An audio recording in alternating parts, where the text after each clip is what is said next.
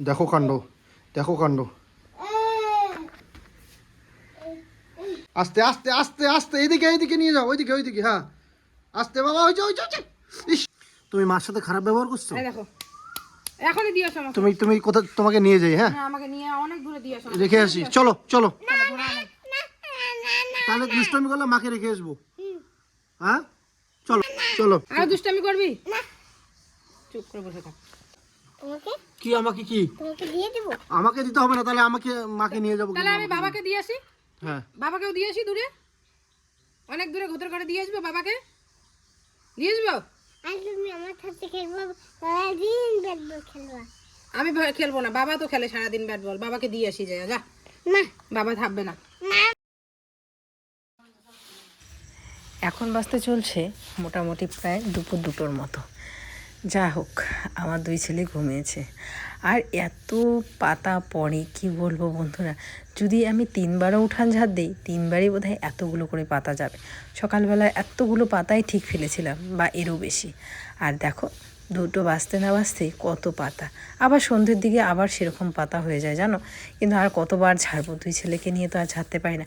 এদিকে তোমাদের দাদাভাইয়ের কাণ্ড দেখো, পকেটে টাকা ছিল, ওইভাবে স্নান করে নিয়েছে, আর টাকাগুলো ভিজে গেছে। মোটামুটি 40 টাকার মতো ছিল। তো যাই হোক, আজ অনেক দিন পরে কিন্তু শাড়ি পরেছিলাম। শাড়ি পরে সেই রকমভাবে ব্লগ করাও হয় না, আর এমনিতেও আমার শাড়িটা বেশি পরাই হয় না। তো আজ একটু শখ করে পরেছিলাম। তো যাই হোক, এদিকে উঠানটা ঝাড় দিচ্ছি। এখনও কিন্তু খাওয়া দাওয়া হয়নি, সকালবেলা একবার ভাত খেয়েছি না, সেই জন্য আর মানে দুপুরের দিকে অতটা খিদে নেই। তো তোমার দাদাভাই বলছে তাড়াতাড়ি উঠানটা ঝাড় দিয়ে ভাত খেয়ে নাও, আমি ভাত বাড়ছি, না হলে পরে আর তোমার দুপুরবেলা খেতে হবে না, দুইজনে যদি উঠে পড়ে। তো আমি বললাম যে হ্যাঁ, তাহলে তুমি ভাতটা বাড়ো, আমি ততক্ষণে উঠানটা ঝাড় দিয়ে নিই। আজকে আর বাড়ির পেছন টেছন ঝাড় দিব না। আজ রান্না হয়েছিল বন্ধুরা মাছের ঝোল, ছোট ছোট দেশি আলু দিয়ে, তার সাথে হচ্ছে বাঁধাকপির ঘন্ট আর ডাল। বেশি কিছু আজকে রান্না করিনি, তার মধ্যেও কিন্তু অনেক কিছুই হয়েছে। আর একটা নিরামিষ তরকারি আর ডাল, সেটা তো থাকবেই, তোমরা তো জানোই কেন। তো যাই হোক, আর ছেলেরা খাওয়া দাওয়া করে 2 ছেলেই ঘুমিয়েছে। দুপুরবেলা টাইমটাতে আমি যদি একটুখানি ঘুমাতে পারতাম, তাহলে বোধহয় শরীরটা ঠিক থাকতো, কিন্তু সেরকমটা আর ঘুমাতেই পারি না দুপুরের দিকে।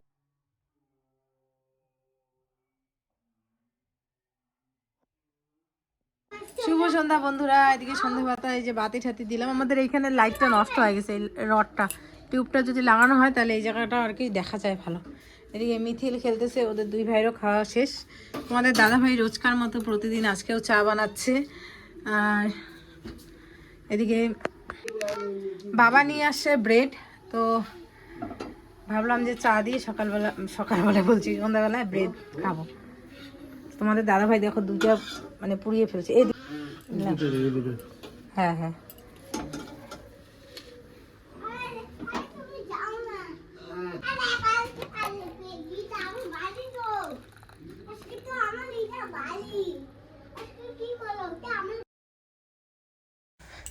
তো এদিকে যে চা বেরোলো। আর সন্ধ্যের দিকে 2 ছেলেকে খাইয়েছিলাম দুধ আর মুড়ি আর চিরা মিক্সড করে। মিথিলকে হচ্ছে মিক্সারে মিহি করে তারপরে দুধ দিয়ে কলা দিয়ে খাইয়েছিলাম। আর মিতাস তো এমনি খায়, দুধ চিরা মুড়ি কলা এইভাবেই আর কি খাওয়াই। সন্ধ্যের দিকে এরকম খাবারটা ওদের 2 ভাইকে খাইয়ে দিই। আর এই দেখো কি দুষ্টামি, ওর ভাইকে জামা পরিয়ে দিবে, আর ওর ভাই কিছুতেই পরবে না, কান্নাকাটি শুরু করে দিয়েছে। ওর ভাইকে পড়াতে দিলাম না জন্য গিয়ে ওর ঠাকুর দাদার সামনে গিয়ে শুয়ে পড়লো, এরকমটাই করে। আর মাঝে মাঝে রাগ হয়ে যায়, বলে কি আমি তোমার সাথে কথা বলবো না।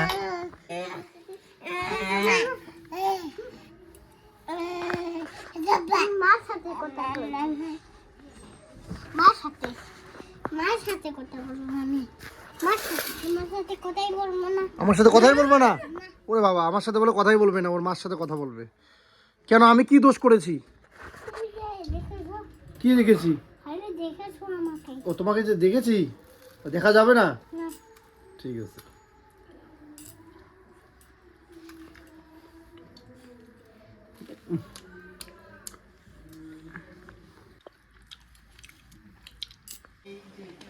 তোমরা অনেকেই কমেন্ট করেছো মিথিলকে এভাবে মাটিতে সবসময় ছেড়ে রেখো না।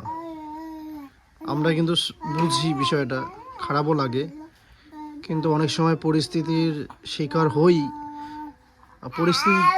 পরিস্থিতির চাপে পড়েই কিন্তু আমরা মাটিতে ছেড়ে দিই। এবার অনেকেই বলতে পারো যে অনেক কথাই বলতে পারো, যাই হোক তোমরা তো আমাদের ভালোর জন্যই বলো, কিন্তু একটা তো পরিস্থিতির চাপ, আর দ্বিতীয়টা হচ্ছে যে ওনা এখন মিথিল মোটামুটি 1 পা 2 পা করে 4 থেকে 5 পা এগোতে পারে। তো ওনা খুব মানে কোলে নিলেও অনেক সময় কী হয়, নিচে নামানোর জন্য ও ব্যস্ত হয়ে যায়, বাধ্য হয়ে কিন্তু আমরা তখন নিচে দিই। এই রাতের বেলা দেখো কোলে থাকতেই চাচ্ছিল না। একে তো পরিস্থিতির এটা তো চাপ থাকেই যে ওকে ছেড়ে দেওয়ার মাটিতে, কিন্তু আর একটা হলো যে ও মাটিতে খেলতে ভালোবাসে, নিচে বসে নিজের মতো করে হাঁটতে ভালোবাসে, বসে থাকতে ভালোবাসে, একা একা একটু খেলতে ভালোবাসে। এই যে দেখছো, ওই ওই ওই ওই কি কি কি অনেক কারণেই হচ্ছে ওকে এইভাবে রাখা হয়। খারাপও লাগে অনেক সময় আমাদের, কিন্তু কিছু করার থাকে না। এই হচ্ছে বিষয়। যাই হোক, দেখতে থাকো। আর তোমরা অনেকেই কমেন্ট করে জানিয়েছে যে ছোট ছেলে তার ঠাকুরদাকে খাওয়াচ্ছে।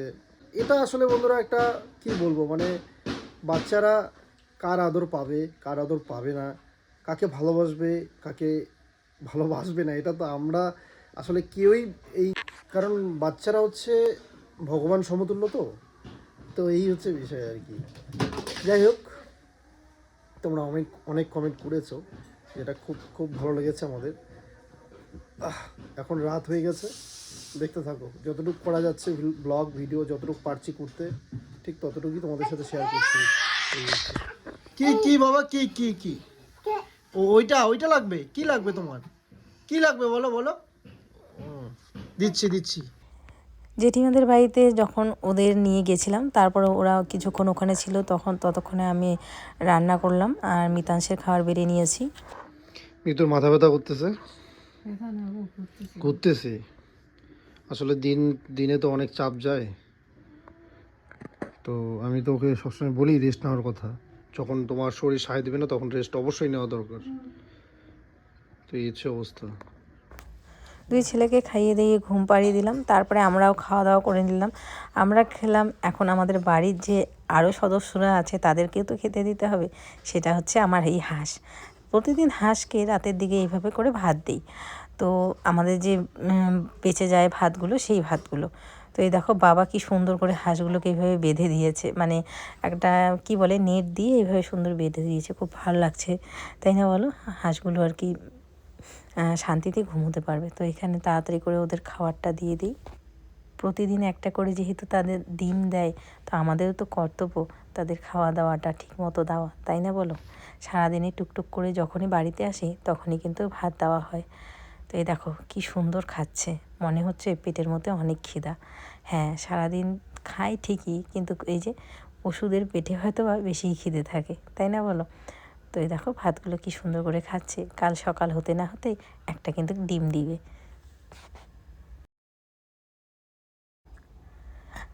আর বন্ধুরা, কাল হচ্ছে দোল। তো পরশুদিন রং খেলা, কালকে দোল। তো আমাকে কিন্তু মাথায় রাখতে হবে কালকে দোল, বাড়িতে যেহেতু একটু পুজো দিব, যার কারণে কিন্তু আজকে যতটুকু পারি কাজ সম্পূর্ণ করে রাখবো।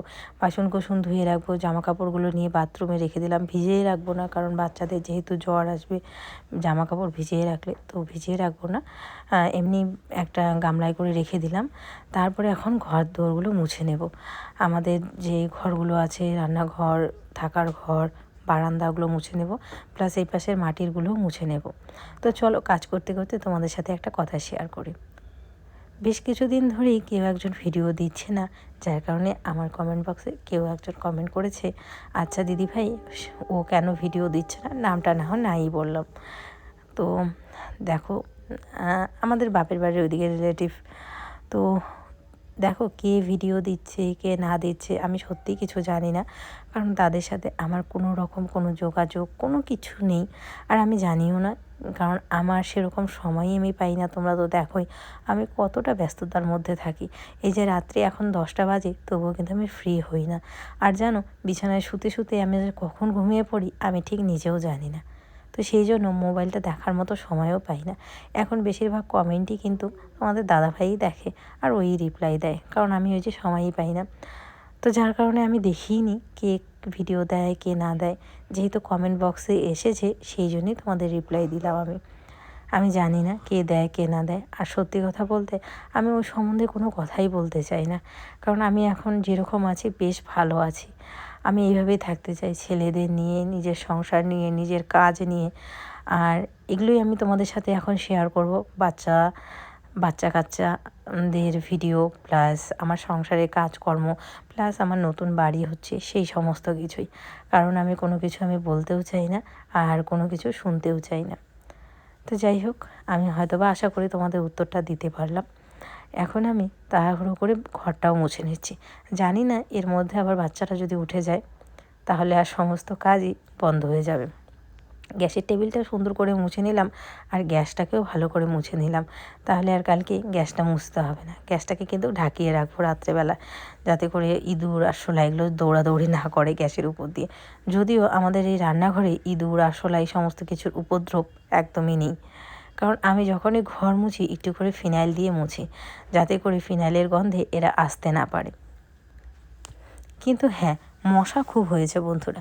তোমরা যদি জানো একটু কমেন্ট করে জানিও তো এই মশা দূর করার উপায়। এত মশা হয়েছে, মানে 5টা মিনিট এক জায়গায় বসা যায় না জানো, মশায় কামড়ে কামড়ে শেষ করে দেয়। কী জানি এত মশা কেন হয়েছে আমার ঘরটাতে, বুঝেই পারি না। যতবার মুছি ফিনাইল দিয়েই কিন্তু মুছি, তবুও বর বারবারই বলছিল এই মোছা ঘোছাগুলো বাদ দাও, কালকে সকালবেলা করো। কিন্তু আমি তো জানি সকালবেলায় আমার কত কাজের চাপ থাকবে। এদিকে উঠানটা মুছতে হবে, এদিকে তাড়াহুড়ো করে ওদের খাবার বানিয়ে দিতে হবে, তারপরে আবার পুজো দিতে হবে। আর বলো তো, বাড়িতে যখন একটা ভালো পুজো হয়, মানে ভালো বলতে কি, নিত্যদিনের পুজোর থেকে কোনো যেরকম সরস্বতী পুজো, লক্ষ্মী পুজো, দোল পুজো, এই পুজোগুলো হয়, তখন কিন্তু ঠাকুরকে মনে হয় মন ভরে পুজো দিই। সেরকমটাই কিন্তু কালকে মনে হবে একটু মন ভরে পুজো দিই, একটু অনেকক্ষণ ধরে পুজো দিই। তো তাড়াহুড়ো করে পুজো দিলে কিন্তু একদমই ভালো লাগবে না, যার কারণে যতটা কাজ আমার সম্ভব রাত্রেবেলায় আগিয়ে রাখার চেষ্টা করছি। যেহেতু পূর্ণিমা, দেখতে পাচ্ছ চাঁদটা কত সুন্দর গোল হয়ে উঠেছে। আমার কিন্তু চাঁদ দেখতে বেশ ভালো লাগে। আগে মেয়েবেলায় রাতের অন্ধকারে, মানে রাতের বেলায় এরকম পূর্ণিমার চাঁদ দেখতাম, খুব ভালো লাগতো। চারিদিকটা কেমন দিনের মতো আলো হয়ে থাকতো। তোমাদের সাথে গল্প করতে করতে ঘরটা মুছে নিলাম। এখন কলের পাড়ে এসে দেখি, ওরে বাবা, সন্ধে থেকে রাত অবধি বেশ বাসন জমে গেছে। এই যে চা খাওয়া হয়েছে, তারপরে একটুখানি রান্না করেছি সেগুলোর বাসন, তো তারপরে 2 ছেলে খেলো, ওদের বাসন, আমরা খেলাম, সব বাসন মিলে একদম কলে পাড়ে এক ঠিপ বাসন হয়ে গেছে।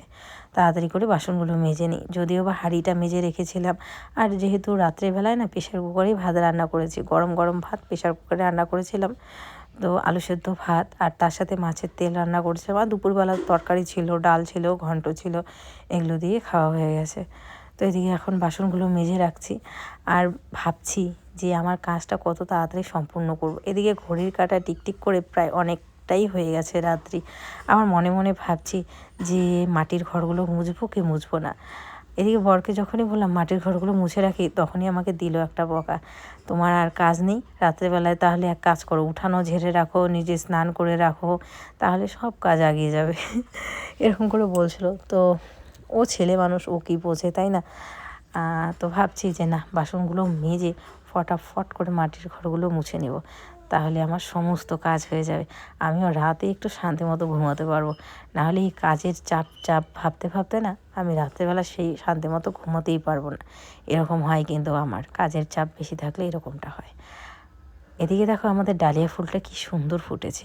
এই কালারটা না বেশ ভালো লাগে, হালকা সাদা হালকা পিঙ্ক, বেশ ভালো লাগে না? কীরকম একটা কথা বললাম বলো তো, হালকা সাদা হালকা পিঙ্ক, হালকা গোলাপি হালকা সাদা, এরকমটা বললে বেশ ভালো লাগতো।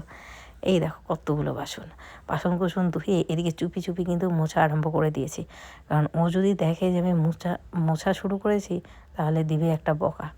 তো যাই হোক, পরে আবার দেখে আর কিছুই বলেনি, কারণ জানি আমাকে বললে আমি কিছু শুনবও না, আর বলে লাভও নেই। তো যাই হোক, মানে ঘাট তেরা হয়ে গেছে আর আমার, তাই না বলো? ঘাট তেরা মানুষ যেরকম বলে ওরকমটা, নিজে যেটা ভালো বুঝি সেটাই করি।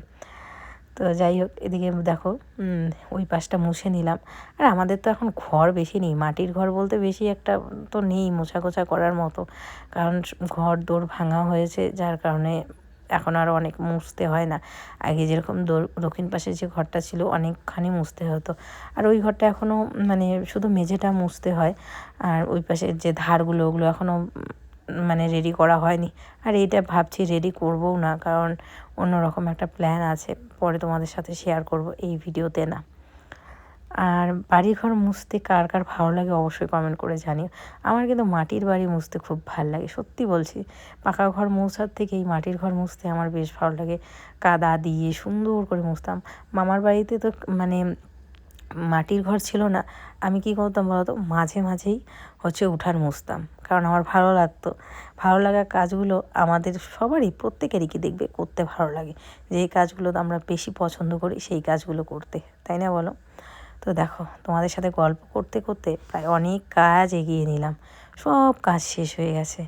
আজকের ব্লগটা তোমাদের কেমন লাগলো অবশ্যই কমেন্ট করে জানিও। আজ বহুদিন পর মাটির ঘর মুছলাম আর তোমাদের সাথে শেয়ার করলাম। তোমরা খুব ভালোবাসো আমার এই মাটির ঘর মোছামুছির ভিডিও দেখতে, কারণ আগে আমার এই সব ভিডিওগুলোই খুব ভাইরাল হয়েছিল। ভাইরাল বলতে মোটামুটি ভিউজ এসেছিল। তো তোমরা অনেক কমেন্ট করতে যে তোমার এই ঘর মোছার ভিডিওগুলো আমাদের খুব ভালো লাগে, তুমি কি সুন্দর করে পরিপাটি করে মোছো, ঘর দরজা পরিষ্কার করে রাখো, দেখতে খুব ভালো লাগে। দেখো তো এখন কীরকম লাগছে বন্ধুরা। তো চলো এখন আমি একটুখানি ফ্রেশ হই, হাত মুখগুলো ধুয়ে তারপরে তোমাদের সাথে আসি, মানে তোমাদের সামনে আসি।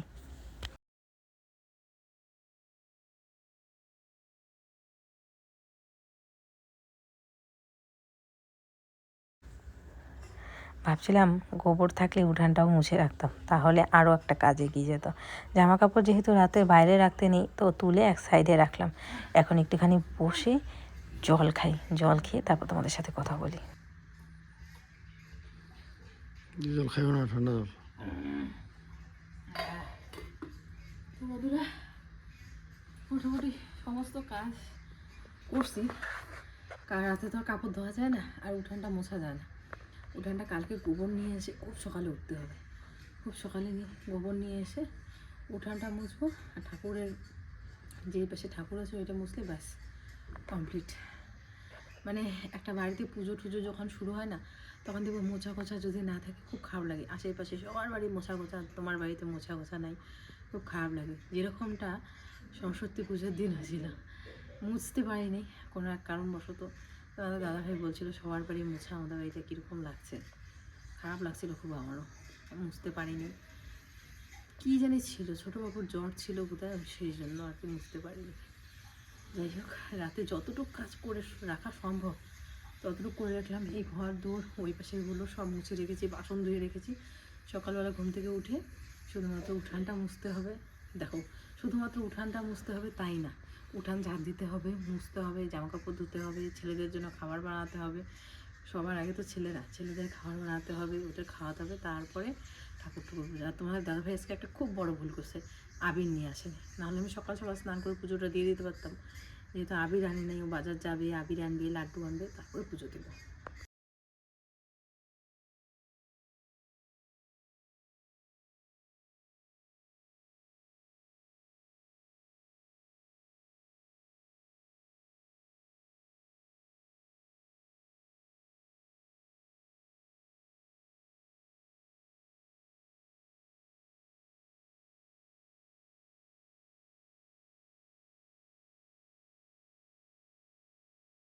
এদিকে দেখো বন্ধুরা, আমার চাঙ্কু পাঙ্কু কীভাবে ঘুমিয়েছে।